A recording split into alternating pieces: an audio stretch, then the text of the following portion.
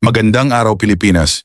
Narito na ang ating fresh weather update ngayong araw mula sa Pag-asa. Ngayong Huwebes, Oktubre 2, isang tropical storm ang kasalukuyang nasa loob ng Philippine Area of Responsibility, si Bagyong Paolo. As of 3 a.m. kanina, namataan ang sentro ni Paolo sa layong 725 kilometro silangan ng Infanta, Quezon. Taglay nito ang lakas ng hangin na umaabot sa 65 kilometro bawat oras malapit sa gitna at may pagbugsong hanggang 80 kilometro bawat oras. Kumikilos ito pakanluran, hilagang kanluran sa bilis na 20 kilometro bawat oras. Apektado ng mga pag-ulan na may kasamang malalakas na hangin ang mga lalawigan ng Catanduanes, Aurora, Quirino at Isabela. Posible ang pagbaha at landslide sa mga lugar na ito.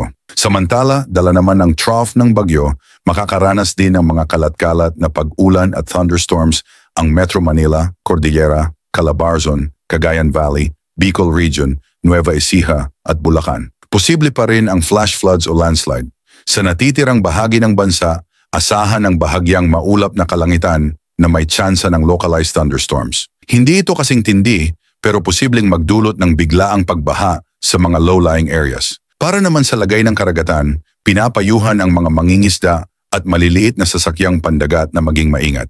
Sa mga baybaying dagat ng Hilaga at silangang bahagi ng Luzon, inaasahan ang katamtamang lakas ng alon na maaaring umabot mula 1.2 hanggang 2.5 metro ang taas. Sa Palawan, Visayas at Mindanao, magiging banayad hanggang katamtaman ng karagatan na may alon na nasa 0.6 hanggang 1.5 metro.